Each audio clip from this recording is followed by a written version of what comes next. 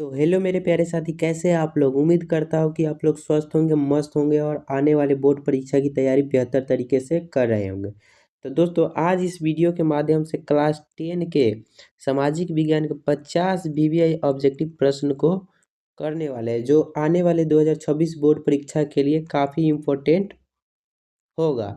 तो दोस्तों, उम्मीद करता हूँ कि इस वीडियो के माध्यम से हम जितने भी सामाजिक विज्ञान के ऑब्जेक्टिव प्रश्न को बताऊंगा, उन्हें आप शुरू से अंत तक देखिएगा और बनाने का प्रयास कीजिएगा। और दोस्तों, वीडियो आपको पसंद आए तो एक लाइक ज़रूर कीजिएगा, और अगर आप चैनल पर नए हैं तो चैनल को ज़रूर सब्सक्राइब कर लीजिएगा, क्योंकि दोस्तों इस चैनल के माध्यम से आपको हर रोज़ क्लास 10 के इम्पोर्टेंट क्वेश्चन मिलता रहे, जो आपके होने वाले 2026 बोर्ड परीक्षा के लिए काफ़ी इम्पोर्टेंट होगा। तो चलिए दोस्तों, बिना देरी किए हुए हम लोग सेशन को स्टार्ट करते हैं। तो दोस्तों, आज का हम लोग का पहला क्वेश्चन है, जर्मन राइन राज्य का निर्माण किसने किया था। तो बताइए दोस्तों, जर्मन राइन राज्य का निर्माण किसने किया था। तो नेपोलियन बोनापार्ट ने किया था। तो बी इज द क्या होगा, करेक्ट आंसर होगा। ठीक है, नेक्स्ट क्वेश्चन को देखते हैं। नेक्स्ट क्वेश्चन है हम लोग के पास, काउंट कबूर को विक्टर इमैनुअल ने किस पद पर नियुक्त किया।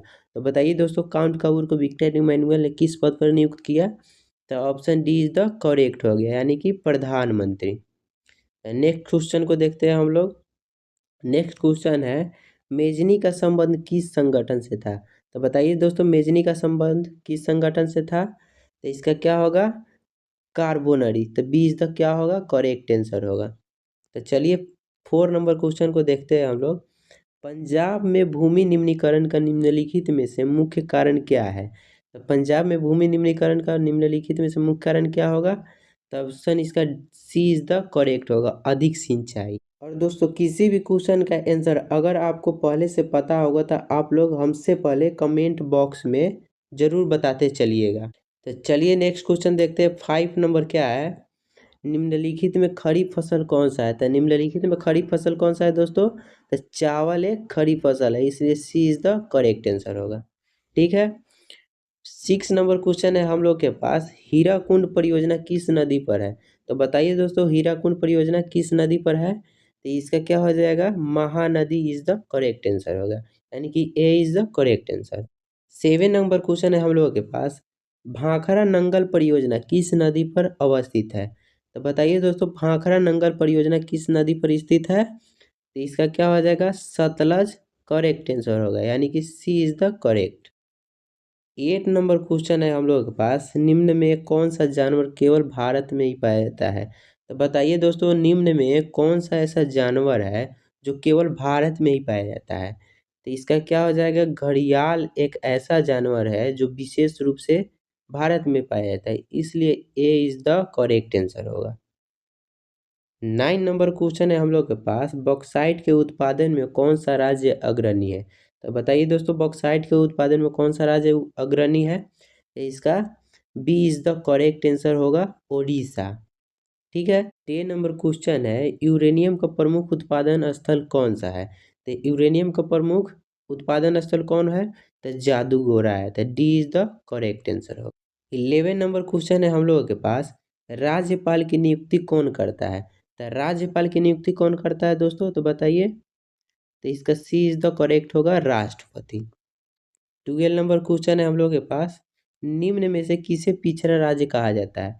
तो बताइए दोस्तों, निम्न में से किसे पिछड़ा राज्य कहा जाता है। तो इसका क्या होगा, सी इज द करेक्ट, अपना बिहार को ही पिछड़ा राज्य कहा जाता है। ठीक है, 13 नंबर क्वेश्चन है हम लोगों के पास, भारत में कहाँ औरतों के लिए आरक्षण की व्यवस्था है। तो बताइए दोस्तों, कहाँ पे औरतों के आरक्षण की व्यवस्था है। तो इसका डी इज द करेक्ट होगा, पंचायती राज व्यवस्था। ठीक है, पंचायती राज व्यवस्था ही एक ऐसा संस्था है जिसमें औरतों के लिए आरक्षण की व्यवस्था है। ठीक है, चलिए नेक्स्ट क्वेश्चन को हम लोग देखते हैं। 14 नंबर क्वेश्चन है, जिस देश की राष्ट्रीय आय अधिक होती है उस देश को क्या कहते हैं। तो बताइए दोस्तों, उस देश को क्या कहते हैं, सॉरी उस देश को क्या कहते हैं। तो इसका क्या हो जाएगा, B is the correct answer होगा, और विकसित देश कहते हैं। क्या कहते हैं, विकसित देश। ठीक है, 15 नंबर क्वेश्चन है हम लोग के पास, भारत में योजना आयोग का गठन कब किया गया था। तो भारत में योजना आयोग का गठन कब किया गया था। तो 15 मार्च 1950 ईस्वी को योजना आयोग का गठन किया गया था। ठीक है। नेक्स्ट क्वेश्चन है हम लोगों के पास, किस क्षेत्र को तृतीयक क्षेत्र कहा जाता है? तो बताइए दोस्तों, किस क्षेत्र को तृतीयक क्षेत्र कहा जाता है? तो इसका करेक्ट आंसर क्या हो जाएगा? सेवा क्षेत्र को ही हम लोग तृतीय क्षेत्र कहते हैं। ठीक है। 17 नंबर क्वेश्चन है हम लोग के पास, इनमें से किस देश में मिश्रित अर्थव्यवस्था है? तो बताइए दोस्तों, इन देशों में से किस में मिश्रित अर्थव्यवस्था है? तो इसका क्या हो जाएगा? भारत। भारत सी इज द करेक्ट आंसर होगा, क्योंकि भारत ही एक ऐसा देश है जहाँ पे मिश्रित अर्थव्यवस्था है। ठीक है। 18 नंबर क्वेश्चन है, निम्न को प्राथमिक क्षेत्र भी कहा जाता है। तो इनमें से किसको प्राथमिक क्षेत्र कहा जाता है? तो कृषि जो क्षेत्र है इसको प्राथमिक क्षेत्र कहा जाता है, इसलिए B is the correct answer होगा। 19 नंबर क्वेश्चन है हम लोगों के पास, इनमें से कौन सा प्राकृतिक आपदा नहीं है? तो बताइए, इनमें से कौन प्राकृतिक आपदा नहीं है? तो ये जो सी नंबर है, आतंकवाद, एक प्रकार के प्राकृतिक आपदा नहीं है, इसलिए C is the correct answer होगा। ठीक है। 20 नंबर क्वेश्चन है, सुनामी के प्रमुख कारण क्या है? तो सुनामी का प्रमुख कारण क्या है? समुद्र में भूकंप आने से ही सुनामी आता है, इसलिए इसका ए इज द करेक्ट आंसर होगा। ठीक है। 21 नंबर क्वेश्चन है, बोल्शेविक क्रांति का नेतृत्व किसने किया था? तो बोल्शेविक क्रांति का नेतृत्व किसने किया था? तो इसका लेनिन ने किया था, इसलिए B is the correct answer होगा। 22 नंबर क्वेश्चन है, बोल्शेविक क्रांति कब हुई थी? तो बोल्शेविक क्रांति कब हुई थी दोस्तों, बताइए। तो इसका हो जाएगा अक्टूबर 1917, तो बी इज द क्या हो जाएगा? करेक्ट आंसर होगा। 23 नंबर क्वेश्चन है, समाजवादियों का बाइबिल किसे कहा जाता है? तो बताइए दोस्तों, समाजवादियों का बाइबिल किसे कहा जाता है? तो इसका क्या हो जाएगा? Das Kapital is correct answer होगा, क्योंकि दास कैपिटल को ही समाजवादियों का बाइबिल कहा जाता है। 24 नंबर क्वेश्चन है, वार एंड पीस किसकी रचना है? तो वार एंड पीस किसकी रचना है, बताइए दोस्तों। तो इसका B is the correct answer होगा, लियो टॉल्स्टॉय की। ठीक है। 25 नंबर क्वेश्चन को देखते हैं, धान एक प्रकार है, धान का एक प्रकार इसमें से कौन सा है? ओस है कि अमन है कि बोरो है? तो दोस्तों, ये धान का तीनों प्रकार है, इसलिए D is the correct answer होगा। ठीक है। 26 नंबर क्वेश्चन क्या है, निम्न में से कौन सा रोपण फसल का उदाहरण है? तो निम्न में से कौन रोपण फसल का उदाहरण है, ये बताना है। तो रबर भी एक रोपण फसल का उदाहरण है, चाय भी रोपण फसल का उदाहरण है, गाना भी रोपण फसल का उदाहरण है, इसलिए D is the correct answer होगा। ठीक है। 27 नंबर क्वेश्चन है, निम्न में कौन सा खरीफ फसल है? तो बताइए दोस्तों, निम्न में कौन खरीफ फसल है? तो कपास एक खरीफ फसल है, इसलिए D is the correct answer होगा। 28 नंबर क्वेश्चन है, संघ सरकार का उदाहरण है। तो बताइए दोस्तों, संघ सरकार का उदाहरण कौन सा है? तो अमेरिका एक संघ सरकार का उदाहरण है, इसलिए ए इज द करेक्ट आंसर होगा। ठीक है। 29 नंबर क्वेश्चन है, संघ राज्य की विशेषता नहीं है। तो संघ राज्य की विशेषता कौन नहीं है इनमें? तो इकहरी शासन व्यवस्था है जो दोस्तों, यही क्या है? संघ राज्य की विशेषता नहीं है। 30 नंबर क्वेश्चन है हम लोगों के पास, भारत में किस राज्य की प्रति व्यक्ति आय सर्वाधिक है? तो बताइए दोस्तों, किस राज्य की प्रति व्यक्ति आय सर्वाधिक है? तो गोवा का, तो D is the correct answer होगा। ठीक है। 31 नंबर क्वेश्चन है, बिहार के किस जिले की प्रति व्यक्ति आय सबसे कम है? तो बताइए, किस जिले की प्रति व्यक्ति आय सबसे कम है? तो ये क्या हो जाएगा? शिवहर, यानी कि C is the correct answer होगा। ठीक है। 32 नंबर क्वेश्चन है हम लोग के पास, भारत में वित्तीय वर्ष कहा जाता है। तो भारत में वित्तीय वर्ष कब से कब तक कहा जाता है?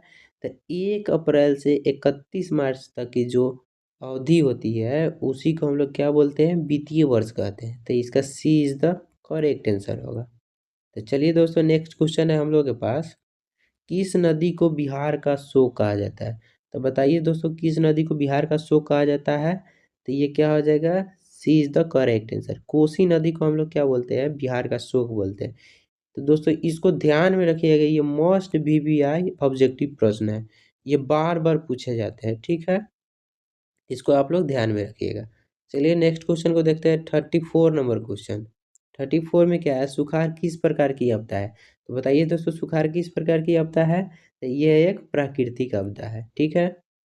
नेक्स्ट क्वेश्चन देखते हैं 35 नंबर। निम्न में से भूकंप तरंग मापन यंत्र कौन है? तो बताइए इनमें से कौन भूकंप को नापने वाला यंत्र है? तो इसमें सिस्मोग्राफ है, सिस्मोग्राफ।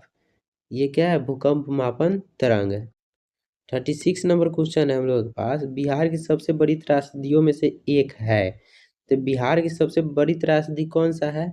तो बिहार के लिए सबसे बड़ी त्रासदी बाढ़ है, इसलिए C is the correct answer होगा। 37 नंबर क्वेश्चन है। हिंद चीन पहुंचने वाले प्रथम व्यापारी कौन थे? तो बताइए दोस्तों, हिंद चीन पहुंचने वाले प्रथम व्यापारी कौन थे? तो ये क्या होगा, पुर्तगाली होगा। D is the correct answer होगा, ठीक है। 38 नंबर क्वेश्चन है हम लोग के पास। अंकोर वाट का मंदिर कहाँ स्थित है? तो बताइए दोस्तों, अंकोर वाट का मंदिर कहाँ स्थित है? तो अंकोर वाट का मंदिर कंबोडिया में स्थित है, तो इसलिए D is the correct answer होगा। 39 नंबर क्वेश्चन है। हिंद चीन में बसने वाले फ्रांसीसी कहे जाते थे। तो बताइए क्या कहे जाते थे दोस्तों? तो इसको हम लोग कोलोन कहते थे। नेक्स्ट क्वेश्चन है हम लोगों का 40 नंबर। भारत आने वाले प्रथम व्यापारी कौन थे? तो भारत आने वाले प्रथम व्यापारी एक पुर्तगाली ही थी, इसलिए C is the correct answer. 41 number question है। सिलिकॉन शहर के नाम से कौन सा प्रसिद्ध है? तो सिलिकॉन शहर के नाम से कौन सा प्रसिद्ध है? तो बेंगलुरु प्रसिद्ध है, इसलिए B is the correct answer होगा। तो चलिए दोस्तों नेक्स्ट क्वेश्चन को देखते हैं। नेक्स्ट क्वेश्चन है, निम्नलिखित में कौन से उद्योग सार्वजनिक क्षेत्र के अंतर्गत आता है? तो बताइए दोस्तों, कौन से उद्योग है जो सार्वजनिक क्षेत्र के अंतर्गत आता है? इसका क्या हो जाएगा, बोकारो लौह इस्पात जो है सार्वजनिक क्षेत्र के अंतर्गत आता है, इसलिए C is the correct answer होगा। तो चलिए नेक्स्ट क्वेश्चन को देखते हैं। 43 नंबर क्वेश्चन। तो निम्नलिखित में कौन सा उद्योग कृषि पर आधारित नहीं है? तो बताइए दोस्तों, इनमें से कौन सा उद्योग है जो कृषि पर आधारित नहीं है? इसका क्या हो जाएगा, सीमेंट जो है कृषि पर आधारित नहीं है, इसलिए B is the correct answer होगा। तो चलिए नेक्स्ट क्वेश्चन को देखते हैं हम लोग। नेक्स्ट क्वेश्चन है, बोलीविया में जन संघर्ष का मुख्य कारण क्या था? तो बताइए दोस्तों, बोलीविया में जन संघर्ष का मुख्य कारण क्या था? तो जल का निजीकरण, यही इसका मुख्य कारण था, इसलिए B is the correct answer होगा। तो चलिए नेक्स्ट क्वेश्चन को देखते हैं। नेक्स्ट क्वेश्चन क्या है, सूचना के अधिकार आंदोलन की शुरुआत कहाँ से हुई? तो बताइए दोस्तों, सूचना के अधिकार आंदोलन की शुरुआत कहाँ से हुई थी? तो इसका शुरुआत राजस्थान से हुआ था, इसलिए ए इज द करेक्ट आंसर होगा। 46 नंबर क्वेश्चन है, निम्नलिखित में से किसे लोकतंत्र का प्राण माना जाता है? तो बताइए दोस्तों, निम्नलिखित में से किसका लोकतंत्र को प्राण माना जाता है? तो ये क्वेश्चन आप सबके लिए है, आप लोग कमेंट में जरूर बताइएगा। 47 नंबर क्वेश्चन है, बांग्लादेश कब स्वतंत्र हुआ? तो बताइए दोस्तों, बांग्लादेश कब स्वतंत्र हुआ था? तो 1971 ईस्वी में। क्या हो जाएगा, B is the correct answer. 48 नंबर क्वेश्चन है हम लोगों के पास। किसके नेतृत्व में 1977 में जनता पार्टी का सरकार का गठन हुआ था? तो बताइए किसके नेतृत्व में हुआ था? तो मोरारजी जो देसाई थे, उन्हीं के नेतृत्व में जनता पार्टी की सरकार का गठन हुआ था, इसलिए सी इसका सही जवाब होगा। 49 नंबर क्वेश्चन है, दल बदल कानून निम्न में से किस पर लागू होता है? तो बताइए दोस्तों, दल बदल कानून निम्न में से किस पर लागू होता है? इसका सही जवाब क्या होगा, सांसदों और विधायकों पर। नेक्स्ट क्वेश्चन है 50 नंबर। 50 नंबर हम लोग का लास्ट क्वेश्चन है, निम्नलिखित में कौन सा भारतीय किसान यूनियन के नेता थे? तो बताइए निम्न में से कौन भारतीय किसान यूनियन के नेता थे? तो इसका क्या हो जाएगा, महेंद्र सिंह टिकैत जो थे, इन्हीं क्या थे, भारतीय किसान के नेता थे, इसलिए इसका सी इज द करेक्ट आंसर होगा। तो दोस्तों इस वीडियो के माध्यम से हम पूरे के पूरे सामाजिक विज्ञान के 50 वीवीआई ऑब्जेक्टिव क्वेश्चन को कंप्लीट कर लिए हैं। तो आप लोग बताइए कि इस 50 वीवीआई ऑब्जेक्टिव प्रश्न में से आप लोग का कितना सही हुआ। और दोस्तों वीडियो अच्छा लगा है तो एक लाइक ज़रूर कीजिएगा, और अगर चैनल पर नए हैं तो चैनल को ज़रूर सब्सक्राइब कर लीजिएगा। तो चलिए दोस्तों मिलते हैं नेक्स्ट वीडियो में। तब तक के लिए थैंक यू। जय हिंद, जय भारत।